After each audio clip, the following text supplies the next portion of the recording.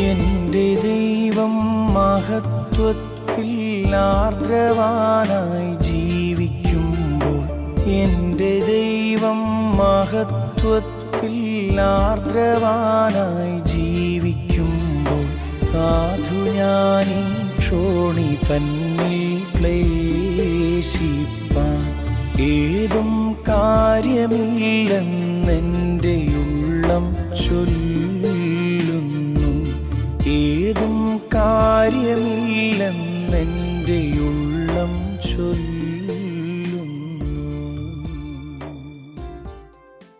കർത്താവായ യേശുക്രിസ്തു തൻ്റെ ശിഷ്യന്മാരോട് പർവ്വതപ്രസംഗത്തിൻ്റെ സമയത്ത് അവരെ ഉദ്ബോധിപ്പിക്കുന്ന കാര്യമാണ് ദുഃഖിക്കുന്നവർ ഭാഗ്യവാന്മാർ, അവർക്ക് ആശ്വാസം ലഭിക്കും എന്നുള്ളത്. സാധാരണയായി നാം ഇങ്ങനെ പറയാറില്ല. നാം പറയുന്നത് എങ്ങനെയാണ്? ദുഃഖമില്ലാത്തവർ ഭാഗ്യവാന്മാർ എന്നാണ്. നാം വിചാരിച്ചിരിക്കുന്നത് അങ്ങനെയാണ്. ദുഃഖിക്കുന്നവർ ഭാഗ്യം കെട്ടവരാണ് എന്നാണ് നാം സാധാരണയായി പറയാറുള്ളത്. ദുഃഖിക്കുന്നവരെ ആരും ഭാഗ്യവാന്മാർ എന്ന് വിശേഷിപ്പിക്കാറില്ല. ജീവിതത്തിൽ ആരും ദുഃഖം അനുഭവിക്കുവാൻ ആഗ്രഹിക്കുന്നില്ല. എല്ലാവരും എപ്പോഴും ദുഃഖമില്ലാത്തവരായി നടക്കണം എന്നുള്ളതാണ് ആഗ്രഹം. എപ്പോഴും സന്തോഷിക്കുന്നവരായി ജീവിക്കണം എന്നത്ര എല്ലാവരുടെയും ആഗ്രഹം.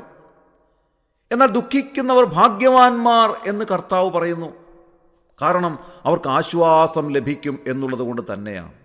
തിരുവെഴുത്തിലെ പഴയ നിയമവും പുതിയ നിയമവും നാം പരിശോധിക്കുമ്പോൾ കർത്താവ് അതാത് സന്ദർഭങ്ങളിൽ ദുഃഖിതരെ ആശ്വസിപ്പിക്കുന്നതിൻ്റെ വ്യക്തമായ തെളിവുകൾ നമുക്ക് കാണുവാൻ സാധിക്കും.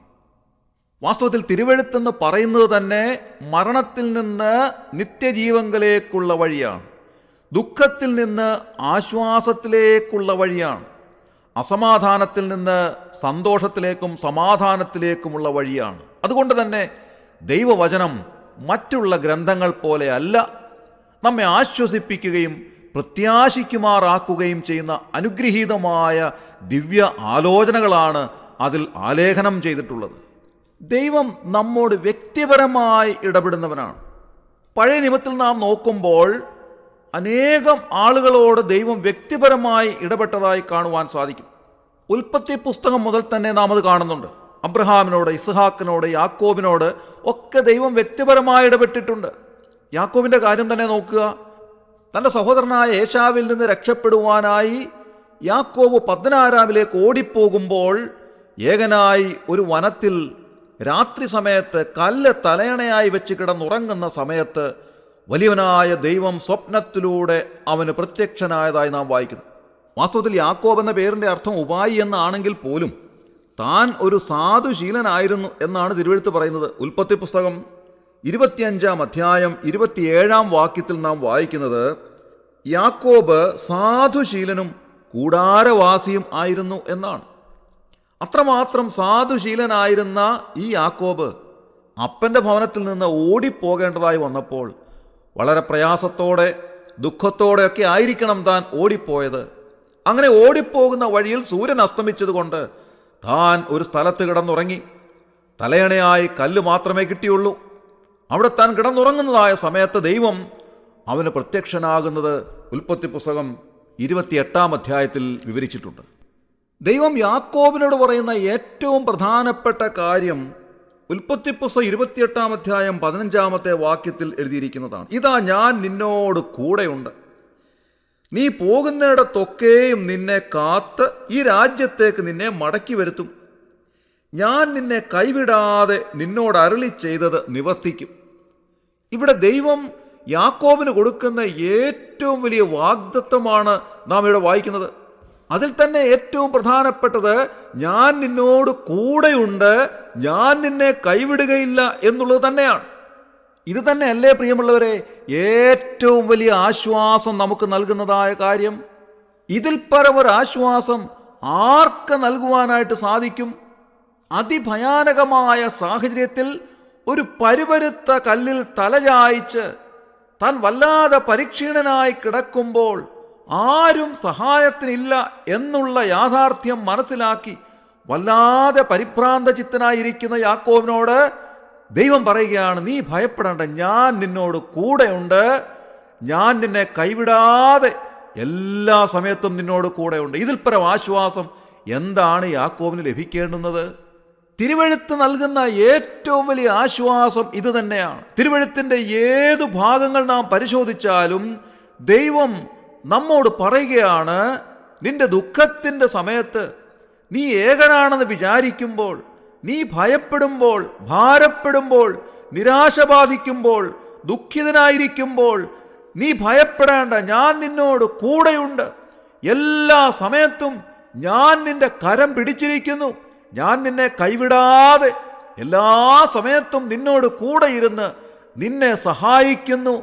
അതുകൊണ്ട് നീ ഒന്നുകൊണ്ടും ഭയപ്പെടേണ്ടുന്ന ആവശ്യമില്ല. ഇതാണ് തിരുവെഴുത്ത് നൽകുന്ന ഏറ്റവും വലിയ ആശ്വാസം എന്ന് പറയുന്നത്. ഈ ഒരു ആശ്വാസം നമുക്ക് വേറെ എവിടെ നിന്നാണ് കിട്ടുക? ലോകത്തിൽ ഒരിടത്തു നിന്നും നമുക്കിങ്ങനെയുള്ളതായ ഒരാശ്വാസം ലഭിക്കുകയില്ല. വാസ്തവത്തിൽ ഇതാരാണ് നമ്മോട് പറയുന്നത്? ലോകപ്രകാരമുള്ള ആരെങ്കിലുമല്ല, മനുഷ്യരാരുമല്ല നമ്മോട് പറയുന്നത്.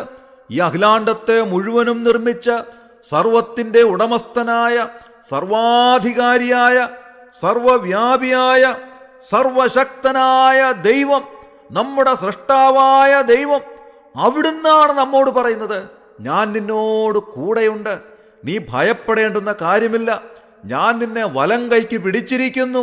അതുകൊണ്ട് നീ ഒന്നുകൊണ്ടും പരിഭ്രമിക്കേണ്ടുന്ന ആവശ്യമില്ല, ഞാൻ നിന്നെ ശക്തീകരിക്കും. നമുക്ക് ദുഃഖവും ഭാരവും പ്രയാസവും ഒക്കെ വരുമ്പോൾ ഒരുപക്ഷെ നമ്മുടെ സുഹൃത്തുക്കളോ വേണ്ടപ്പെട്ടവരോ ഒക്കെ നമ്മെ ആശ്വസിപ്പിക്കുവാനായിട്ട് അടുത്തു വന്നെന്നിരിക്കാം. അവർക്കൊക്കെ താൽക്കാലികമായ ആശ്വാസം മാത്രമേ നൽകുവാൻ സാധിക്കുകയുള്ളൂ. ഇയ്യോബിൻ്റെ പുസ്തകം നോക്കുക. ഇയ്യോബിൻ്റെ കഷ്ടതയുടെ പാരമ്യതയിൽ 3 സ്നേഹിതന്മാർ അവനെ ആശ്വസിപ്പിക്കുവാനായി വരികയാണ്.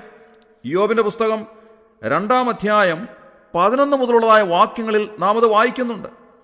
അവർ ഇയ്യോബിനോട് അടുത്തു വരുമ്പോൾ അകലെ വെച്ച് നോക്കിയാറെ അവനെ തിരിച്ചറിഞ്ഞില്ല. അവരെന്താണ് ചെയ്തത്? അവർ ഉറക്കെ കരഞ്ഞു വസ്ത്രം കീറി പൊടി വാരി മേലോട്ട് തലയിൽ വിതറി. അവൻ്റെ വ്യസനം അതികഠിനമെന്ന് കണ്ടിട്ട് അവർ ആരും ഒരു വാക്കും മിണ്ടാതെ 7 രാപ്പകൽ അവനോട് കൂടെ നിലത്തിരുന്നു എന്നെഴുതിയിരിക്കുന്നു. നോക്കുക, ഇയ്യോബിനെ ആശ്വസിപ്പിക്കുവാനായി 3 സ്നേഹിതന്മാർ അടുത്തു വരുന്ന രംഗമാണ് നാം ഇവിടെ വായിക്കുന്നത്. ആശ്വസിപ്പിക്കുവാൻ വന്നവർ തന്നെ അലറിക്കരയുകയാണ്. അവർക്ക് ആശ്വസിപ്പിക്കുവാൻ വാക്കുകൾ കിട്ടുന്നില്ല. ഇതാണ് വാസ്തവത്തിൽ ലോകം നൽകുന്നതായ ആശ്വാസം.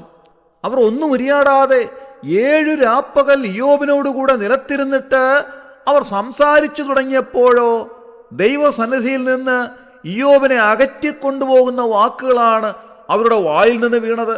3 പേരും 3 തലങ്ങളിൽ ഇയ്യോബിനോട് സംസാരിക്കുകയാണ്. 3 പേരുടെയും ആലോചനകൾ വാസ്തവത്തിൽ ദൈവികമല്ലായിരുന്നു. ഇതാണ് ലോകം നൽകുന്ന ആശ്വാസം.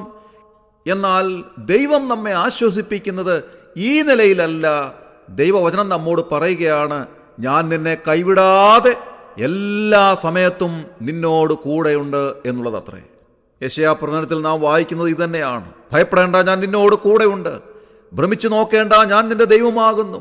ഞാൻ നിന്നെ ശക്തീകരിക്കും, ഞാൻ നിന്നെ സഹായിക്കും. എൻ്റെ നീതിയുള്ള വലം കൈ കൊണ്ട് ഞാൻ നിന്നെ താങ്ങും. ഹല്ലേലൂയ. ഈ ലോകത്തിൽ ഇതിൽ പരമായി ഒരാശ്വാസം എവിടെ നിന്ന് നമുക്ക് ലഭിക്കും പ്രിയമുള്ളവരെ? ഒരേടത്തു നിന്നും ലഭിക്കുന്നില്ല. ദൈവം നൽകുന്ന ആശ്വാസത്തെക്കാൾ ഉപരിയായി ഒരു മനുഷ്യനും നമ്മെ ആശ്വസിപ്പിക്കുവാൻ സാധ്യമല്ല. ദൈവം നൽകുന്ന ആശ്വാസം ഏറ്റവും വിലയേറിയതായ ആശ്വാസമാണ്. ഇവിടെ ദുഃഖിക്കുന്നവർ എന്നുള്ള പദത്തിന് മോർണിംഗ് എന്ന് രേഖപ്പെടുത്തിയിട്ടുണ്ട്. ഇംഗ്ലീഷ് പരിഭാഷയിൽ അങ്ങനെയാണ് നാം കാണുന്നത്. അത് വിലപിക്കുന്നവർ എന്നാണ് അതിൻ്റെ അർത്ഥം. ഒരുപക്ഷെ നമ്മുടെ ദുഃഖം വിലാപമായിട്ട് മാറാനുള്ള സാധ്യതയുണ്ട്. നാം അറിയാതെ നമ്മുടെ ഹൃദയം വിലപിക്കുന്നതായ സമയത്ത്, നാം തേങ്ങിപ്പോകുമ്പോൾ, നാം വല്ലാതെ കരഞ്ഞു പോകുമ്പോൾ കർത്താവ് നമ്മുടെ അരികിൽ വന്നിട്ട് നമ്മെ തലോടി നമ്മോട് പറയുകയാണ്, ഭയപ്പെടേണ്ട കുഞ്ഞെ, ഞാൻ നിൻ്റെ കൂടെയുണ്ട്. ഞാൻ എപ്പോഴും നിൻ്റെ കൂടെയുണ്ട്. ഞാൻ നിൻ്റെ കരം പിടിച്ചിരിക്കുന്നു. അതുകൊണ്ട് നീ ഭയപ്പെടേണ്ട, നീ ഭാരപ്പെടേണ്ട, നീ ദുഃഖിക്കേണ്ട. ഞാൻ നിൻ്റെ കണ്ണുനീരൊപ്പും. ഞാൻ എല്ലാ സമയത്തും നിന്നെ ആശ്വസിപ്പിക്കുവാൻ നിന്നോട് കൂടെയുണ്ട്. ഇന്ന് രാവിലെ ഈ വചനം നമ്മെ ധൈര്യപ്പെടുത്തുവാൻ ഇടയാകട്ടെ. കർത്താവ് ശിഷ്യന്മാരോട് തിരുവായി മൊഴിഞ്ഞതുപോലെ, ദുഃഖിക്കുന്നവർ ഭാഗ്യവാന്മാർ, അവർക്ക് ആശ്വാസം ലഭിക്കും.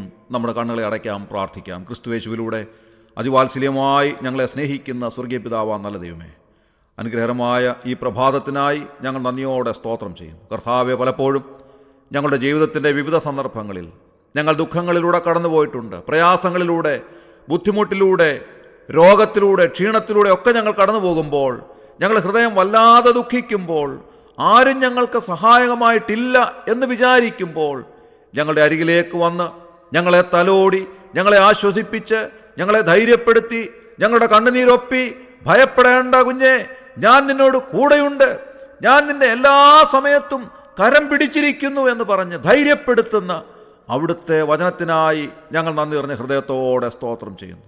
ഞങ്ങളുടെ ദുഃഖവേളയിൽ ഞങ്ങൾക്ക് അവിടുന്ന് നൽകുന്ന ആശ്വാസത്തിനായി ഞങ്ങൾ നന്ദി പറയുന്നു. ആ ആശ്വാസം അനുഭവിപ്പാൻ ഞങ്ങളെ സഹായിക്കണമേ. ഈ ശുശ്രൂഷയെ സംബന്ധിച്ച് എല്ലാവരെയും അവിടുന്ന് അനുഗ്രഹിക്കുകയും സഹായിക്കുകയും ചെയ്താട്ടെ. ഇന്നത്തെ ദിവസം കർത്താവെ, ഞങ്ങൾക്ക് അനുഗ്രഹത്തിനായി നൽകണമെന്ന് പ്രാർത്ഥിക്കുന്നു. ധൈര്യത്തോടെ ജീവിപ്പാൻ ഞങ്ങളെ സഹായിക്കണമേ. ഞങ്ങളുടെ പ്രാർത്ഥന കേട്ടതിനായി സ്തോത്രം, ഞങ്ങളെ അനുഗ്രഹിക്കുന്നതിനായി സ്തോത്രം. ഞങ്ങളുടെ കർത്താവും രക്ഷിതാവുമായ യേശു ക്രിസ്തുവിൻ്റെ ധന്യമായ നാമത്തിൽ തന്നെ, ആമേൻ. വൈഷമ്യമുള്ളേതു കുന്നും കരകേറി നടക്കൊള്ളുവാൻ, വൈഷമ്യമുള്ളേതു കുന്നും കരകേറി നടക്കൊള്ളുവാൻ, രക്ഷകനൻ കാലുകൾക്കു വേഗമായി തീർന്നൻ പാതയിൽ ഞാൻ മാനിനെ പോലോടിയിടും. തീർന്നൻ പാതയിൽ ഞാൻ മാനിനെ പോലോടിയിടും.